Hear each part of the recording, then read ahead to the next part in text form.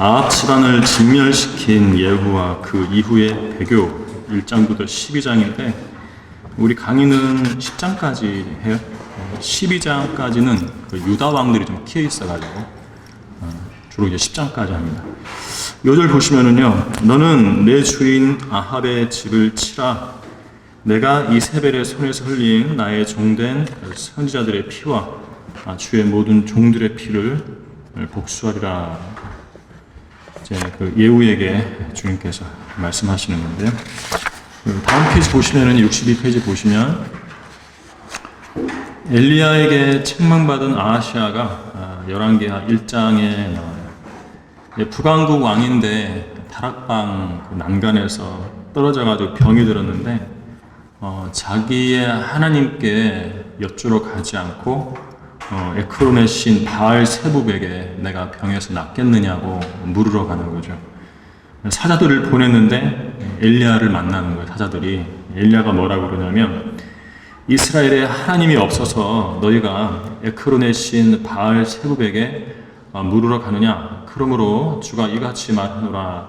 너는 네가 올라간 그 침상에서 내려오지 못하고 반드시 죽으리라. 이렇게 사자들에게 전달을 했고 사자들이 와서 엘리야가 이러이러하게 말하더라라고 했어요.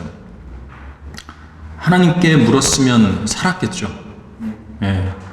에크론 신에게 물으러 가다가 이런 일을 당한 거예요. 누구를 차지하는가 인생에서 그걸 잘 볼 수 있어요. 어떤 사람이 그래요. 전에 있다가 나간 사람인데 무좀에 걸리면 기도할 필요도 없어. 물에다 식초 타가지고 거기다 발 담그고 있으면 껍질 다 벗겨진대요. 하나님께 기도할 필요가 없다는 거죠. 저는 그 말을 듣고 이상하다 싶었거든요. 결국 나가대요. 근데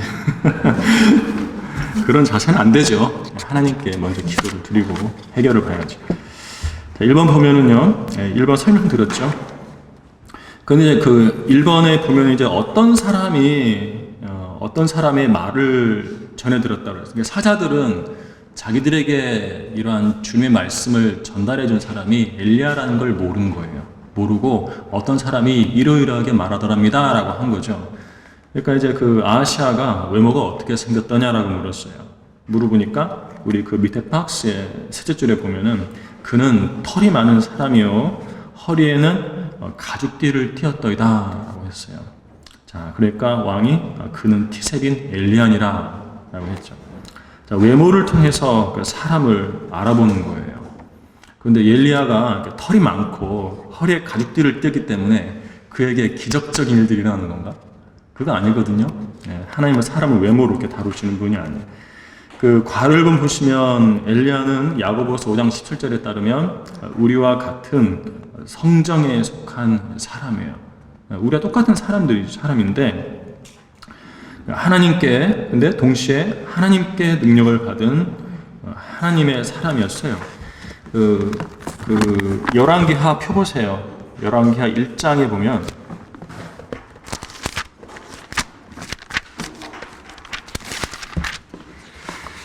아하시아가 이제 자기 신하들을 보내가지고 50부장을 보내죠. 9절에 그리고 왕이 50부장을 그의 50명과 함께 엘리야에게 보내니라. 그가 엘리야에게 올라가니 보라 엘리야가 산 꼭대기에 앉아 있는지라. 그가 엘리야에게 말하기를 하나님의 사람이여 왕께서 내려오라고 말씀하셨나이다 하니 엘리야가 대답하여 50부장에게 말하기를 만일 내가 하나님의 사람이라면 하늘에서 불이 내려와 너와 너의 50명을 살리라 하자. 하늘에서 불이 내려와 그와 그의 50명을 사르더라. 하나님께 능력을 받았죠. 하늘에서 불이 내려오게 하는 그런 기적 엘리야는 할 수 있었어요. 그럼 누가 준 것인가? 이 능력을 하나님께서 주신 거예요. 엘리야가 대단한 사람이라서 그런 것이 아니라 이런 능력을 하나님께 받았다는 것이죠. 엘리야를 데려오려면 그냥 몇 사람 보내면 되지 50명이나 보내가지고 위협적으로 내려오라고 그래요. 위협적으로 내려오라고 그래요. 불로 태워버리죠. 자, 하나님의 사람을 함부로 다루면 안 되는 거죠. 자, 2번 보시면은요, 그 하나님의 사람은 하나님의 명령을 수행함으로써 하나님을 높여드렸어요. 3절에서 이제 아까 설명했던 부분이죠.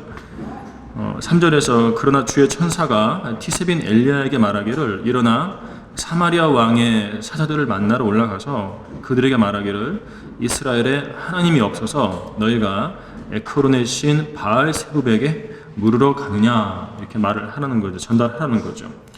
그러니까 엘리야는 주님께서 말씀하라 하실 대로 그대로 전달을 해서 이방 신에게 물으러 가는 사람들 앞에서 주님을 높여드린 거예요. 이것이 하나님의 사람이 해야 할 첫 번째 일이에요. 하나님의 명령을 수행함으로써 하나님을 높여드려야 한다. 결국 그 북왕국의 왕 아시아 왕을 책망한 일이 되겠죠. 그 다음에는 이제 그 10절과 12절에서 하늘에서 불을 내려주시죠. 엘리야가 말한 대로 하나님께서 그대로 역사해 주신 거예요. 또 하나님께 보호를 받았죠. 순서를 보세요. 세 번째는 그 능력으로 권위를 인정받았어요. 하늘에서 불을 내려가지고 군인들을 불태워버리니까 결국 세 번째를 보냄받은 사람이 이렇게 말을 해요. 간청을 합니다. 13절 보십시오. 그러자 왕이 다시 세 번째 50부장을 그의 50명과 함께 보내니 그 세 번째 50부장이 올라가서 엘리야 앞에 이르러 이제는 서서 이야기하잖아요. 잘못하면 자기도 죽겠거든요. 무릎을 꿇어요. 자, 무릎을 꿇고 간구하여 말하기를 오 하나님의 사람이여 내가 청하오니 나의 생명과 당신의 종들인 이 50명의 생명을 당신의 목전에 소중히 여기소서. 보소서 하늘에서 불이 내려와 전번두 50부장을 그들의 50명과 함께 불살랐나이다. 그러므로 나의 생명을 당신의 목전에 소중히 여기소서 하더라. 자기보다 앞서온 사람들 102명이 불타 죽었어요. 세 번째를 보내보는 사람은 어떻겠어요? 자기도 죽겠거든요. 무릎 꿇고 간청을 한 거죠. 제발 내려와 주시라고. 처음부터 이런 자세로 왔어야 했어요. 어쨌거나 엘리야는 그 두 번의 불을 내려주는 그런 기적을 통해서 하나님의 사람으로서의 권위가 인정을 받게 된 거예요. 자, 그 엘리야가 어떻게 일을 했냐면 첫 번째는 사람을 두려워하지 않고 하나님의 명령을, 하나님의 메시지를 전달했어요. 하나님께 신실하게 행동한 거예요.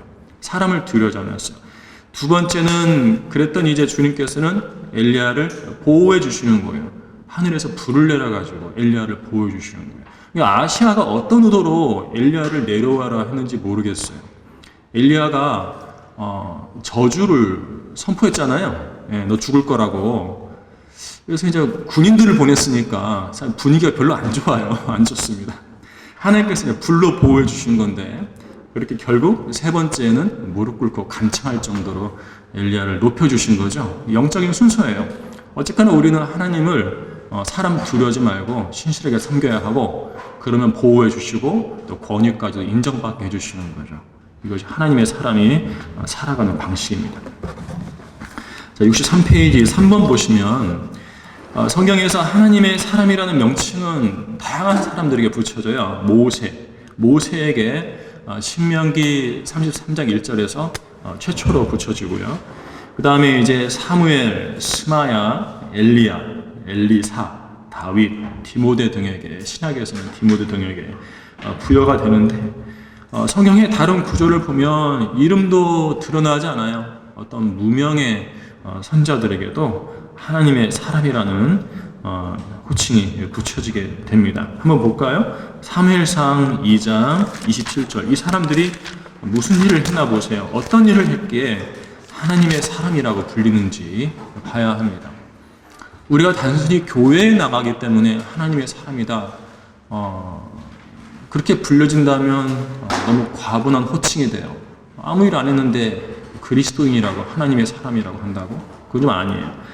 그 사무엘상 2장 27절 보면은 하나님의 사람이 엘리에게 와서 그에게 말하기를 주께서 이같이 말씀하시느니라 내 조상이 이집트에서 파라오의 집에 있었을 때 내가 분명히 그들의 집에 나타나지 않았느냐 이런 말로 시작하는데 엘리를 책망하기 위해서 보냄받은 사람이에요. 당시 대제사장이고 재판관이었던 엘리를 그 사람을 의식하지 않고 그에게 주님의 메시지를 담대하게 전한 사람이 나오죠. 이 사람을 가리켜서 하나님의 사람이라 하고 있어요. 두 번째는 열왕기상 가볼까요? 열왕기상 13절. 열왕기상 13절입니다. 13장 4절인데 1절도 보세요. 보라, 한 하나님의 사람이 주의 말씀에 의하여 유다로부터 베델로 왔는데 그때 여로보암은 분향하려고 제단 곁에 섰더라 했어요. 이 베델은 여로보암이 금송아지를 세운 곳이죠.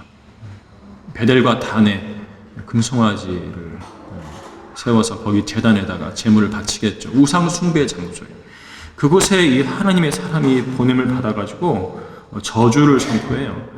2절에 보면 그가 주의 말씀으로 제단을 향하여 외쳐 말하기를 오 제단아 제단아 주가 이같이 말하노라. 보라 다윗의 집에 요시아라 이름하는 한 아이가 태어날 것이요 그가 내 위에서 분향하는 산당의 제사장들을 내 위에 제사하리니 불태운다는 거죠. 사람들의 뼈가 내 위에서 불살라지리라 하고 다 읽지 않을게요. 시간 관계상. 근데 여로보암이 붙잡으라고 이 사람 붙잡으라고 그러니까 여로보암의 손이 이제 말라버리죠. 다시 걷어들이지 못하는 것이 4절에서 나오고 있어요. 또 이 선지자가 말한 대로 제단이 갈라지고 재가 제단에서 쏟아지는 것이 5절에 나옵니다. 어쨌거나 두 경우에 봐도 하나님의 사람의 기본적인 역할은 죄를 지적하는 거예요. 사람을 두려워하면 안 되죠. 자기 혼자예요. 혼자인데 자기 눈앞에 여로보암 왕도 있고 또 그에게 빌붙어가지고 제사를 받지 제사장들을 있는데 이 사람들을 너 제단 위에서 불태워지게 할 것이라고 담대하게 예언을 하는 거죠. 이런 사람을 가리켜서 하나님의 사람이라고 그래요. 신약에서는 디모데가 하나님의 사람이라고 그러는데 한번 볼까요? 디모데가 어떤 사람인지. 위장에 병이 있고 자주 앓는 질병이 있고 그런 이미지만을 가진 사람이 아니에요. 디모데는 바울이 아들이라 그러니까 어리게만 보는 경향이 있는데 그렇지 않아요. 디모데 전서 6장 11절 보면 10절에서는 이제 돈을 사랑하지 말라는 내용이 나오죠. 그러나 오 하나님의 사람인 너는 이것들을 피하고 그리고 의와 경건과 믿음과 사랑과 인내와 온유를 추구하라 했고 또 12절에 보면은 믿음의 선한 싸움을 싸우라 이런 명령까지도 주어지고 있어요. 믿음의 선한 싸움을 싸우라고 그러는데 이 하나님의 사람에게 추가적으로 계속 명령이 주어져요. 왜냐하면 목사기 때문에 그래요. 사람 두려워하지 않고 전할 말씀은 그대로 전해야 하거든요. 17절 보세요. 이 세상에 있는 부유한 자들에게 명령하래요. 저 디모데 그 에베소 교회 안에 있는 부자 성도들한테 명령하라는 거죠. 명하여 마음이 교만하지 말고 교만하지 마세요 하는 거예요. 설교단에서 불확실한 재물을 신뢰하지 말며 오직 우리에게 모든 것을 풍요하게 주셔서 향유케 하시는 살아계신 하나님을 신뢰하라고 하라. 이것을 명령하라는 거예요. 젊은 목회자가 자기 앞에 있는 돈 많은 그리스도인 성도들한테 교만하지 말라고, 교만하지 마세요. 돈 많다고 불확실한 재물을 신뢰하지 마세요. 이런 말을 하는 거죠. 이것이 바로 하나님의 사람의 자세예요. 하나님을 두려워해서 강단에서 진리의 말씀을 가감없이 그대로 선포하는 거죠. 자, 엘리야처럼 우리 교회 다시 오면 비상한 능력을 행해야만 하나님의 사람이 되는 것은 아님을 우리는 이런 성경 구절들을 통해서 읽을 수가 있는 거예요. 기본적으로 하나님을 두려워해서 그분의 뜻을 행해야 하고요. 두 번째는 세상을 향해 죄에 대해 경고하는 사람이 되어야 합니다. 그런 사람이 하나님의 사람이에요. 자, 그 다음 보겠습니다. 자, 휴거되는 엘리야 대 남겨진 엘리사예요. 떠날 사람, 남겨질 사람이죠. 남겨졌다고 해서 마냥 슬퍼하면 되겠습니까? 하나님 바라보고 계속 섬겨 나가야 하는 것이. 자, 1번 보면 엘리사는 엘리야가 휴거될 때까지 베델과 여리코로 그와 끝까지 동행했어요. 우리 잘 알고 있잖아요. 너는 여기 있어라. 하나님께서 나를 베델로 보내셨다. 너는 여기 있어라. 하나님께서 나를 여리코로 보내셨다. 아닙니다, 스승님. 나는 끝까지 함께 하겠습니다. 그런 자세를 가졌잖아요. 자, 엘리야의 휴거는 환난 후 휴거의 모형이다. 왜? 이 엘리야가 다시 와가지고 계시록 11장에서 결국 이제 적그리스도와 싸워서 목배임 당했는데 목이 붓고 휴가되죠. 환난 끝에 휴가되는 거죠. 그래서 엘리야가 이렇게 11개 하에서 휴가된 것은 장차 그가 다시 와서 대환란 끝에 휴가될 휴거에, 환난 후 휴거의 모형이 되는 거예요. 그런데 환난 후 휴거는 이 두 증인 모세와 엘리야만 있는 게 아니죠. 모세와 엘리야는 이제 그 요한계시록 11장에서 휴거되는 환난 성도들에게 대표로서 보여지는 것이고, 그들만 휴거되는 것이 아니라 우리 요한계시록 가서 두 부류 볼게요. 두 부류. 요한계시록 7장에 가면 7장은 두 부류의 환난 성도가 나와요. 7장 4절부터 8절까지는 이스라엘 12지파에서 12,000명씩 나오는 14만 4천 명의 유대인 환난 성도들이 나와요. 그런데 대환란 때에는 유대인에서만 환난 성도가 나오는 것이 아니고 이방인 가운데서도 환난 성도들이 나와요. 9절 보시면은요, 이 일 후에 내가 보니 보라, 모든 민족들과 족속들과 백성들과 언어들에서 온 아무도 셀 수 없는 큰 무리예요. 아주 많은 사람들이 이방인 가운데서도 구원을 받는 거죠.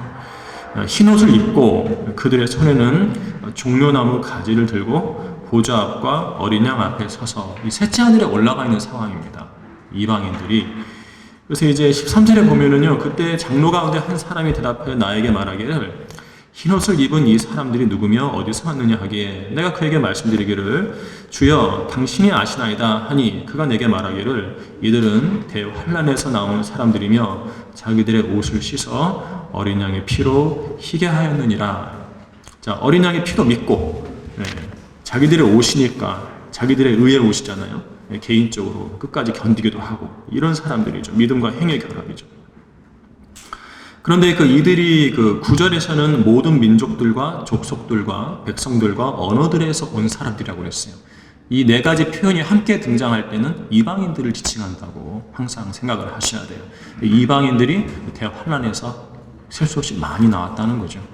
유대인뿐만 아니라 이방인들도 환난 성도고, 이제 7장에서는 이방인 환난 성도들이 셋째 하늘에 올라와 있는 상황이에요. 4절부터 8절까지의 14만 4천 명은 땅에서 인장으로 표시받는 상황이에요. 각각 다른 상황을 한 장에서, 같은 장에서 기술하고 있는 거죠. 근데 이제 요한계시록 14장에 가면은요, 이 7장에서 땅에 있던 14만 4천 명이 셋째 하늘에 올라가 있는 것이 보여요. 14장 1절 보시면, 또 내가 쳐다보니 보라, 어린 양이 시온산 위에 서 있고, 셋째 하늘이죠. 그와 함께 14만 4천 명이 있는데 그들의 이마에는 그의 아버지의 이름이 쓰여 있더라. 그러니까 14만 4천 명도 휴거되고, 그리고 이방인 환난 성도도 휴거되고, 각각 7장과 14장에서 보여주고 있는 거예요. 이들의 휴거를 대표하는 것이 계시록 11장에서 모세와 엘리야의 휴거다라는 거죠. 같이 휴거되는 거죠. 자, 이번 보면은요, 자, 만일 엘리야가 지시한 대로 베델이나 여리코에 계속 그냥 머물러 버렸더라면, 엘리사는 그의 스승이 엘리야가 휴거되는 모습을 보지 못했겠죠. 그냥 단순히 관망하는 자가 됐을 거예요. 적극적으로 참여하지 못하고, 스승의 휴거 모습을 보지 못했을 뿐만 아니라 가면서 이제 엘리야가 엘리사에게 요구해요. 내가 너한테 뭐 해주리? 하고 물어보니까 당신이 여기 2배 분량을 나한테 주라고 하는 거죠. 욕심도 많죠. 영적 욕심이에요. 더 잘 섬기고 싶은 거예요. 능력이 더 많은 사람이 되고 싶은 거죠. 자, 그의 영, 엘리야의 영의 2배 분량을 받지도 못하고 그냥 그 상태로 사역에 들어갔을 것이라고요. 그래서 3번 보시면은요, 하나님의 사람과는 담대하게 죄를 지적하고 주님께 귀하게 쓰임받은 하나님의 사람과는 끝까지 동행할 필요가 있다라는 거예요. 거기서 얻는 유익이 있습니다. 동행하면서 그로부터 영적인 것들을 배워 실행하는 것은 성도의 삶과 섬김에 있어서 매우 매우 중요해요. 자, 대표적으로 이제 바울과 디모데의 관계인데, 디모데 후서가 길게 인용되어 있어요. 디모데 후서는 바울의 유언이에요. 마지막 편지예요. 이 서신을 끝으로 해서 목배임당에 죽었습니다. 그때 바울이 디모데에게 해준 말이 있는데 읽어볼게요. 그러나 너는 나의 교리와 생활 방식과 목적과 믿음과 오래 참음과 사랑과 인내와 박해와 고난 곧 안티옥과 이코니움과 루스트라에서 내게 일어났던 일들을 온전히 알았거니와 내가 어떤 박해를 당했을지라도 주께서는 이 모든 것 가운데서 나를 구해내셨느니라. 실로 그리스도 예수 안에서 경건하게 살고자 하는 모든 사람은 박해를 받을 것이다. 악한 사람들과 사기꾼들은 더욱 악해져서 속이기도 하고 속기도 하리라. 그러나 너는 네가 배운 것과 확신한 것에 꾸준히 거하라. 네가 누구에게서 배웠는가를 알며 또 어릴 때부터 네가 성경을 알았으니 그 성경은 너로 그리스도 예수 안에 있는 믿음으로 인하여 구원에 이르도록 지혜롭게 할 수 있느니라. 이 밑에서 넷째 줄 끝에 보면은 네가 누구에게서 배웠는가를 알며예요. 누구한테 배웠어요? 바울한테 배웠죠. 바울이 죽기 전에 디모데에게 너 나한테 배웠잖아. 내게서 배운 대로 행하라고 하는 거예요. 행할 내용은 그 윗부분에 자세하게 여러 가지 나와 있죠. 자, 디모데가요 신실한 사역자로서 인정을 받은 것은요. 디모데 이미지가 어떻죠? 바울의 사역을 그대로 실행하는 사람이에요. 바울이 행했던 것을. 그것은 이제 그가 배운 대로 바울에게 배운 대로 실행했기 때문에 그런 이미지가 우리에게 남아 있는데 성경에 기록되어 있죠. 한 두 구절 볼게요. 첫 번째는 우리 교재 없으니까 쓰시면 보면 됩니다. 고린도 전서예요. 고린도 전서 4장 17절이에요. 4장 17절.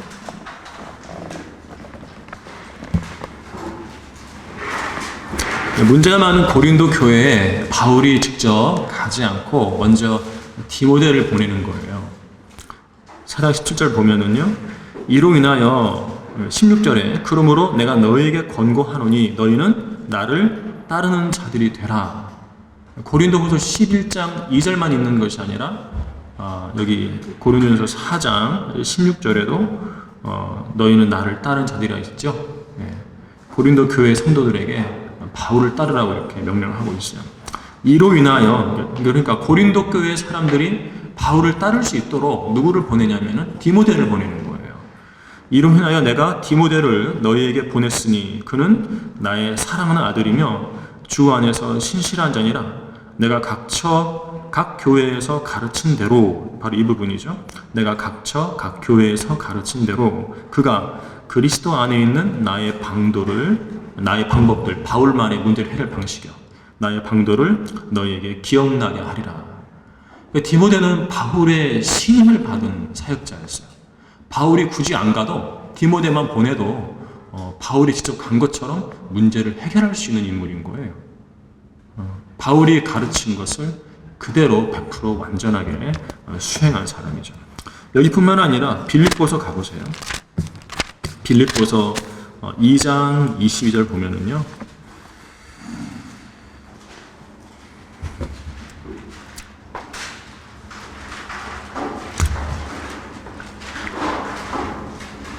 그러나 너희는 디모데의 증거를 안 하니 디모데가 어떤 인물인가는 다 알고 있다는 거죠.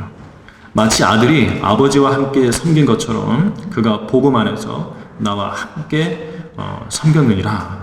이런 참조 구절도 있어요. 디모데가 왜 하나님의 사람인지 그리고 바울을 어떻게 따랐기에 바울이 죽은 이후에도 디모데는 여전히 우리에게 신실한 사역자로서 그 이미지가 남아있는지 성령님께서 왜 디모데를 우리의 마음에 그런 모습으로 심어주셨는지 그것을 우리는 한번 돌아봐야 합니다. 자, 그 다음 2번 볼게요.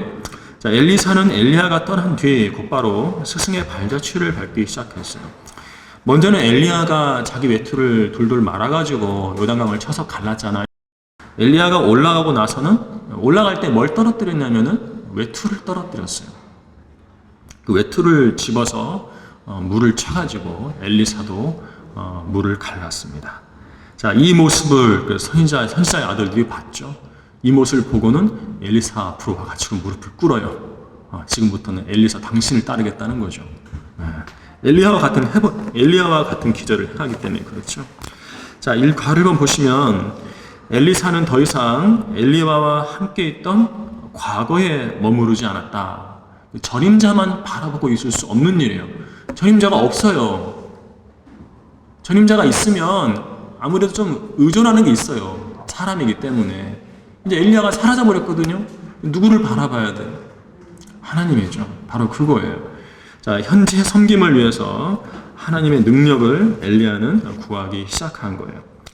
자, 엘리야가 하나님을 신뢰하는 것만이 그의 사역에 성공하는 길임을 엘리사는 직시한 건데 뭐라고 물었어요? 하나님께 엘리야의 주 하나님은 어디 계시나이까? 라고 물었어요. 외쳤죠?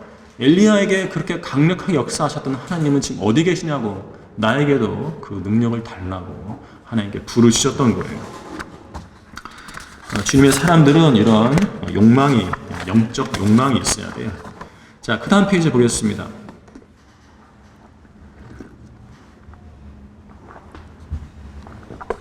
자, 엘리사는요, 그 베델에 있는 그 선지자들의 아들들처럼 엘리야의 휴거를 관망하는 사람들이 아니었어요. 이 보세요. 그 열왕기하 가가지고요. 열왕기하 가서 2장 보시면 그 선지자들의 아들들이 엘리사에게 하는 말이 있어요. 3절에서 베델에 있는 선지자들의 아들들이 엘리사에게 나와 말하기를 주께서 오늘 당신의 선생을 당신의 머리 위로 취해 가실 것을 당신은 아시나이까 하니 그가 말하기를 그렇다 내가 그것을 아노니 너희는 잠잠하라 하더라. 안 그래도 마음이 아픈데 굳이 상기시킬 필요 없다는 거죠. 근데 자세가요, 엘리사 같은 경우에는 엘리야를 따라다닙니다. 그런데 이 선지자들의 아들들은 엘리야가 휴거된다는 사실을 알면서 그냥 그렇구나 하고 가만히 있는 거예요. 관망하고 있잖아요. 관망하는 사람이 있고 적극적으로 참여하는 사람이었어요. 그 자리에서. 엘리사는 다르죠. 사람이 달라요. 다른 선지자들하고. 그리고 엘리사는 쟁기를 잡고 뒤를 돌아보는 사람이 아니라 엘리야가 사라진 마당에 이제 앞으로 그 쟁기를 이어받아서 계속 쟁기질을 해나가는 사람이죠. 그 자리에서 정체되어 있는 사람이 아니에요. 엘리야보다도 엘리사가 더 많은 기적을 행했어요. 3번 보세요. 엘리사가 요단강을 가른 뒤에 행한 최초의 사역은 쓸모없는 물과 불모의 땅을 소금으로 치유한 일이었는데 여리코가 그런 땅이었다는 거죠. 소금을 가져와라 그래가지고 그 땅을 치유해요. 그 열왕기하 2장에 가면은요 19절에 그때 그 성읍의 사람들이 엘리사에게 말하기를 내가 청하오니 보소서 내 주께서 보시는 바와 같이 이 성읍의 위치는 아름다우나 물이 쓸모없으므로 땅이 불모진이다 하더라. 엘리사가 말하기를 새 그릇에 소금을 담아 내게로 가져오라 하자 그들이 그것을 그에게로 가져오니 엘리사가 물들의 원천으로 나아가서 거기에 소금을 던지며 말하기를 주께서 이같이 말씀하시니라 내가 이 물들을 치유하였으니 이제부터는 죽음이나 불모의 땅이 다시 있지 아니하리라 하더라 그랬어요. 이 영적으로 보면은요 엘리야가 사라지고 이제 이어받은 사람이 엘리사죠. 마치 20절에 새 그릇처럼 보여져. 새 그릇. 엘리사가 거기다 또 소금을 담아오라고 그랬는데 소금은 부패를 방지하는 거잖아요. 그러니까 새 그릇으로서 새 인물로서 이스라엘의 죄로 저주받은 이스라엘의 부패를 막는 그런 선지자로서의 엘리사의 사역을 여기서 읽을 수가 있어요. 특히 여리코는 또 저주받은 성읍 아닙니까? 저주받은 민족을 부패를 방지하는 역할을 엘리사가 앞으로 새 그릇으로 할 것을 영적으로 보여주는 것으로 이렇게 보이는 거죠. 그런데 이제 엘리사가 이제 그 뒤에 이제 베델로 올라가는데 아이들이 나와가지고 이 대머리야 올라가라 하는 거예요. 이제 그 어떤 학자들은 이 올라가라가 엘리야가 올라간 것처럼 당신도 올라가라 이제 그 말로 해석이 된다는 거죠. 셋째 하늘로 휴거되라는 말이 뭐 나쁜 말인가요? 그렇다고 곰이 나와가지고 애들을 찢어버려요? 어색하죠. 그래서 이 올라가라는 럭한 목사님 그렇게 해석하지 않아요. 베델로 가는 중이기 때문에 베델로 올라가라. 베델은 우상숭배의 장소죠. 하나님의 사람에게 우상숭배의 장소로 올라가라 하는 거. 그것도 대머리야 하면서 버르장머리 없이 그렇죠. 자, 우리 레위기 19장 32절 보세요. 레위기 19장 32절. 엘리야가 나이가 좀 있어 보여요. 뭐 오늘날은 뭐 젊은 사람들로 탈모 증세가 있지만 레위기 19장 32절 보시면은요. 너희는 백발 앞에서 일어서고 노인의 얼굴을 존귀히 여기며 내 하나님을 두려워하라. 나는 주니라. 이 아이들은 하나님을 두려워하는 아이들이 아니었어요. 대머리라면 나이가 꽤 있는 사람인데 그런 사람을 대머리라고 놀려요? 그리고 이 선지자에게 베델로 올라가라고 우상숭배 장소로 올라가라고 그런 약을 조롱을 하는 거예요. 저주하니까 주의 이름으로 저주하니까 암금 2마리가 나와서 찢어버렸죠. 찢어서 죽었는지 어쩐지 모르겠어요. 성경에 안 나와요. 그냥 찢었다라는 말씀만 나오는 거죠. 자, 하나님과 그분의 종을 두려워하지 않으면 하나님께서는 그 죄를 심판하십니다. 하나님께서 세우신 사람들을 함부로 대하면 안 되죠. 그 다음 보겠습니다. 엘리사의 사역에 동반된 기적들이 나오는데요. 엘리사는 열왕기하 3장에서 남왕국과 북왕국의 연합군이 남왕국에서는 이제 여호사밧이 왕이고요. 북왕국에서는 아합의 아들인 여호람이 왕이에요.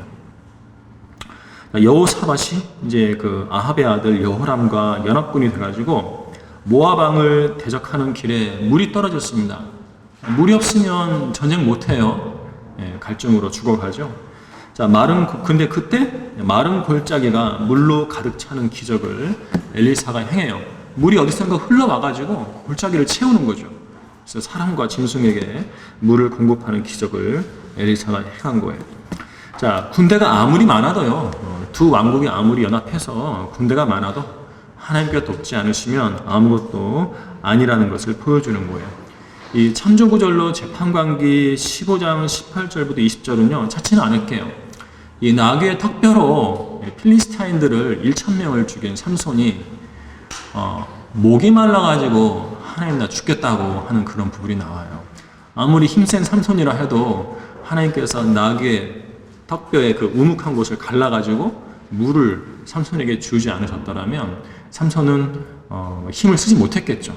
그런 걸 읽을 수가 있어요. 그 두 상황이 유사해요. 자, 하나님께서 돕지 않으시면 아무리 능력이 많아도 힘을 쓸 수가 없는 거예요. 자, 모압인들의 군대는 이제 그 아침에 태양이 떠오를 때 엘리사가 기적적으로 채운 그 골짜기 물이 붉은색이 된 거죠. 햇빛 때문에. 그 붉은색이 피로 보인 거예요. 피로. 아, 이거 남왕국과 북왕국의 연합군이 서로 칼로 쳐가지고 싸웠구나. 피가 이렇게 흐르는구나 하고 그 모압인들이 그 연합군에게 간 거죠. 하지만 갔더니 서로 싸우기는커녕 거기서 연합군에게 이제 대패하고 말았어요. 이것은 일종의 하나님의 미끼예요. 그 물이 골짜기의 물이 핏빛으로 붉어지는 것은 하나님께서 모압 군대를 그곳을 이끌고자 하는 미끼 정도로 사용하신 거죠. 그렇게 그 전쟁을 이기게 됩니다. 저 잠깐만요. 덥지 않으시죠? 추워요. 저는 더워요. 풀고 시작했어야 하는데.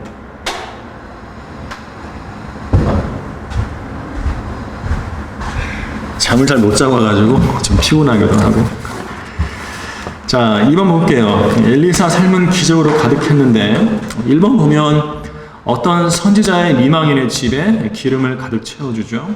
엘리야도 사르밧 과부를 기적적으로 먹였고, 이번에 수넴 여인에게 아들을 낳게 해주었고, 또 그 아들이 죽었을 때 살려주기도 했어요. 엘리야도 사르밧 과부의 아들을 살려주었죠. 3번은 독이 든 국을 먹은 선지자의 아들들을 치유해 주었어요.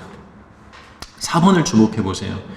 보리빵 20덩이. 보리빵 나오니까 뭘 생각하냐면 보리빵 5덩이하고 물고기 2마리로 5,000명을 먹이신 그런 기적을 우리는 생각을 해야 돼요. 예표적인 게 있어요. 보리빵 20덩이하고 옥수수 한 짝으로 100명을 먹였고, 또 나아만의 문둥병을 요단강에서 치유해 주기도 했죠. 이 두 가지에서 우리는 예수 그리스도를 예표적으로 읽어야 하는 거예요. 자, 초림 때 주님은 흔히 오병이어라고 하는데 이 기적으로 5,000명을 먹였고, 또 문둥병자를 또 치유해 주셨잖아요. 그래서 엘리사는 기적을 베푸는 선지자로서의 예수 그리스도를 예표하는 인물이에요. 특히 이번에 보면은 문둥병은 성경에서 죄의 예표죠. 자, 엘리사의 종 게하시는 나아만이 이제 엘리사가 아무것도 안 받고 보내니까 가서 우리 스승님이 우리 주인님이 받아오라 그랬다고 거짓말해가지고 또 받아오잖아요. 게하시는 탐욕, 그 속임수 때문에 문둥병자가 됐죠. 그리고 미리암은 그 모세를 시기했어요. 모세의 권위를 시기해서 아론까지 끌어들여 가지고 반역을 하죠. 그 죄로 인해서 문둥병자가 됐죠. 진영 밖에 있었잖아요. 마지막으로 우시야 왕은 자기가 왕이라고 교만해가지고 제사장이 행해야 할 그 분향하는 향을 사는 일을 해버리죠. 그 일로 인해서 향단에 분향했다가 문둥병자가 돼요. 이 따옴표 친 제도를 보세요. 탐욕, 속임수, 시기, 반역, 교만. 속임수는 이제 사기라고 볼 수 있는데, 이러한 문둥병에 걸린 사람들의 죄가 로마서 1장에 있는 그 기본적인 죄의 목록들이 있잖아요. 거기에 다 포함되는 것들이에요. 자, 예수 그리스도께서는, 그러니까 예수 그리스도께서 그 구약의 이 문둥병자들, 죄를 지어서 문둥병에 걸린 이 문둥병자들을 문둥병자를, 그러니까 그 사람이 문둥병자가 됐는데, 주님께서 이제 문둥병자를 치유하신 일은 인류를 죄에서 구원하실 분은 예수 그리스도 한 분뿐이라는 것을 보여주고 있어요. 죄에서 우리를 자유롭게 해주신 분이 바로 예수님이시잖아요. 우리 요한복음 가가지고 8장 한번 읽어볼게요. 요한복음 8장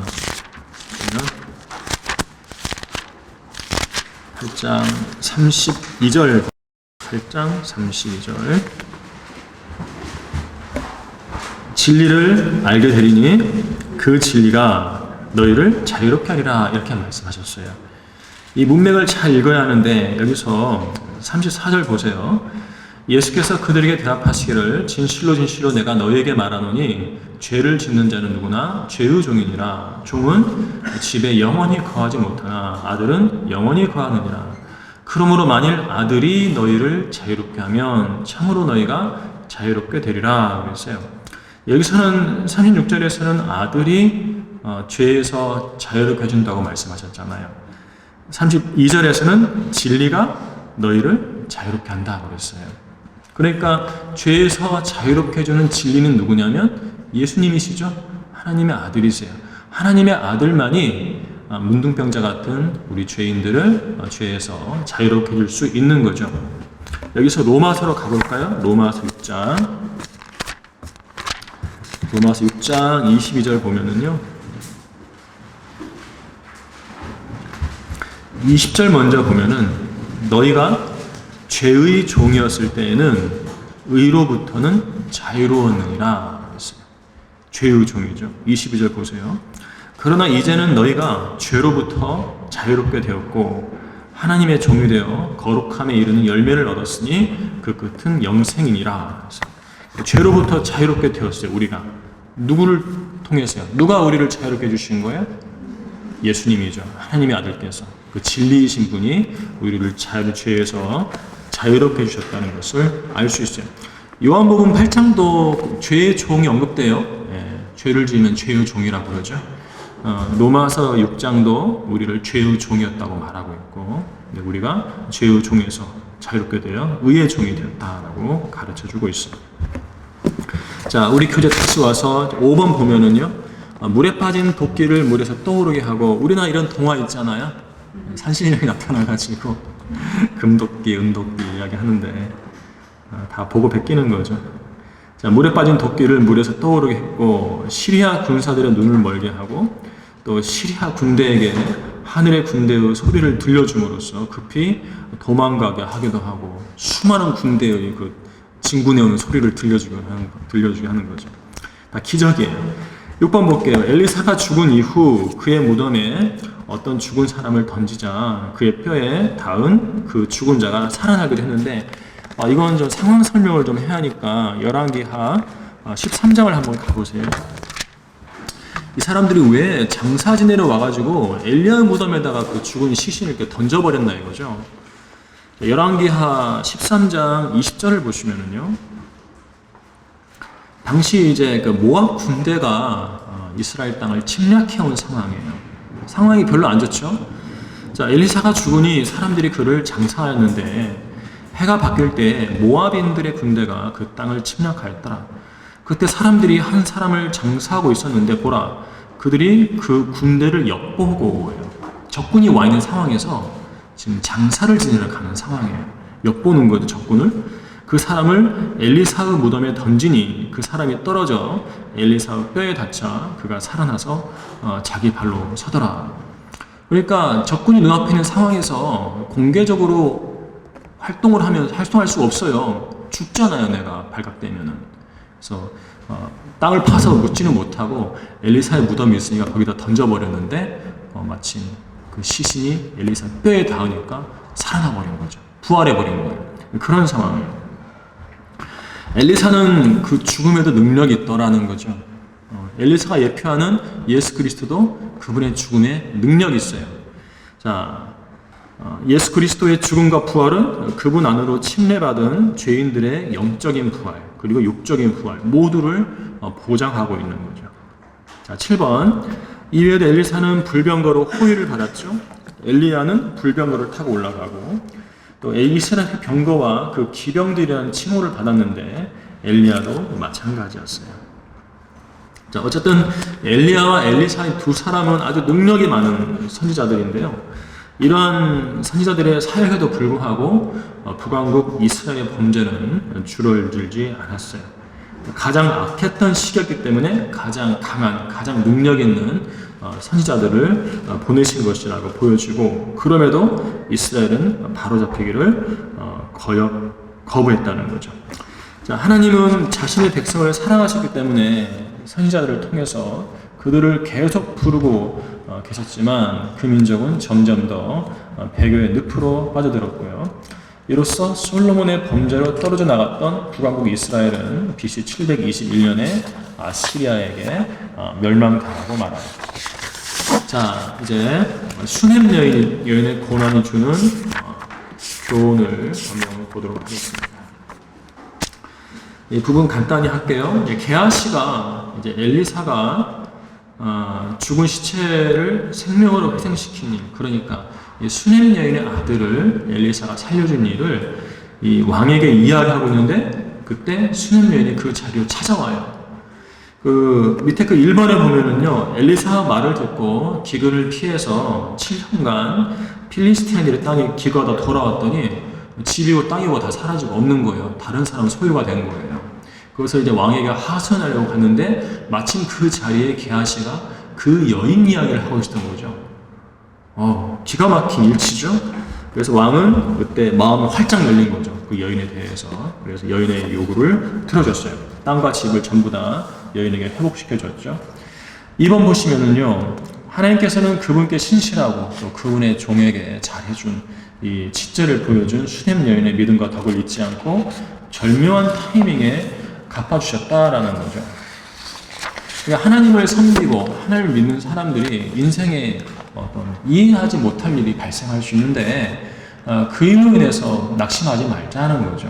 거기에는 하나님께서 두신 뜻이 있다는 거죠. 뜻이 있기 때문에 하나님께서 절묘한 타이밍에 그 문제를 해결해 줄 수가 있는 거예요. 다음 페이지에 보면은 그리스도 안에 있는 성도들에게 일어나는 모든 일은 우연이 없어요. 어떤 일이 나에게 일어났다면 그 일에 대한 해결 방안은 하나님께서 다 가지고 계시는 거예요. 고난이 닥치면 뭐 해야 하는가? 낙담하고 한숨만 푹푹 쉬고 있을 것이 아니라 무릎 꿇고 주님께 기도부터 해야 합니다. 이것이 순서예요. 하나님의 뜻을 알려달라고 기도하고 그리고 그분께서 앞으로 어떻게 이 문제를 해결하실지 기대해야 하는 거죠. 자, 왜냐하면 하나님의 자녀들에게는 주위에서 일어나는 모든 일이 합력해서 선을 이루기 때문에 그래요. 이것을 결코 잊지 마시기 바라요. 망하지 않아요. 그리스도인은 망하지 않습니다. 자, 우리가 세상 사람들이야 망하게? 하나님의 사람들인데. 자, 아합 집안을 멸절시킨 예후가 이제 9장과 10장에서 나오는데 이 박스의 내용은 엘리사가 이제 한 청년을 보내요. 청년 선지자를 보내서 예후에게 기름 붓고 자기는 문을 열고 걸음아 나 살려라 하고 도망가는 상황입니다. 왜? 지금 왕은 아합이거든요. 아합이 왕인 상황에서 예후에게 왕으로서의 기름을 부었다는 것은 이 청년 선지자에게는 목숨이 달아날 수 있는 일이거든요. 네, 그래서 도망가죠. 맨 끝에 보세요. 그가 문을 열고 도망하니라 되어 있어요. 도망갔어요. 자, 시간이 없어가지고 좀 부족해서 다 있지 않을 거고요. 이 박스 안에서 내용은 이제 예후가 이제 이세벨이 흘린 그 피에 대해서 아합 집안에 복수할 거라는 그런 내용이에요. 아합 집안을 끊어버릴 거라는 내용이죠. 1번 보시면은요, 하나님께서는 열왕기하 19장 15절부터 17절에서 그 예후에게 기름 부으라고 엘리야에게 이것을 위임하셨거든요. 이건 엘리야에게 맡기신 일이었어요. 예후에게 아합 집안을 멸하라고 기름 부는 일은 엘리야에게 맡겨진 일인데 엘리야가 이 일을 실행하지 않았어요. 그것이 엘리사에게로 넘어온 거예요. 그리고 21장 21절부터 26절은 엘리야가 예언을 하는데 아합 집안을 예후가 멸절시킬 거라는 예언을 합니다. 이때 이제 예후에게 기름 붓는 거, 그리고 아합 집안이 멸절되는 거, 이러한 예언들이 열왕기하 9장에서 하나씩 성취되기 시작하는 거예요. 넘어갈게요. 자, 다음 페이지 1번 제가 설명드렸어요. 엘리야에게 주어지는 거지만 예후에게 기름 부으라는 명령이 엘리사를 통해서 그의 청년 선지자에게 위임되었다라고 그랬죠. 엘리야가 하지 않았다고 해서 하나님께서 아합 집안을 심판하지 않는가? 아니에요. 하나님은 기어코 엘리사를 통해 예후를 기름 부는 일을 하시죠. 그리고 아합 집안을 심판하십니다. 죄는요, 시간이 흐르더라도 반드시 심판을 받아요. 너희 죄가 너희를 찾아낼 것이 말라고 민수기 32장 23절에서 말씀하죠. 그리고 하나님의 말씀은 반드시 성취가 돼요.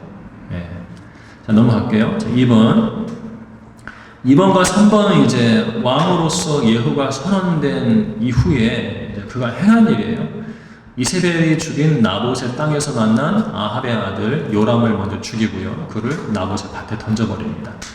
그리고 당시 요람과 함께 있던 유다의 아하시아 왕도 예후에 의해 죽게 되고요. 3번 보면은 요람을 죽인 예후가 요람의 어머니 이세벨에 갔을 때 2명의 내시가 이세벨을 창문 밖으로 던져버리죠. 그 시신을 개들이 와서 먹어버려요. 개가 시신을 먹나? 요새 보면 인도 그 시신을 개들이 먹더라고요. 자, 이 일은 이제 그 엘리야를 통해 하신 말씀이 성취된 사건이었어요. 그 열왕기하 9장 35절 37절 인용되어 있는데 셋째 줄 보세요. 이것은 주께서 그의 종 티세린 엘리야를 통하여 말씀하신 주의 말씀이니 말씀하시기를 이스라엘 땅에서 개들이 이세벨의 살을 먹으리라.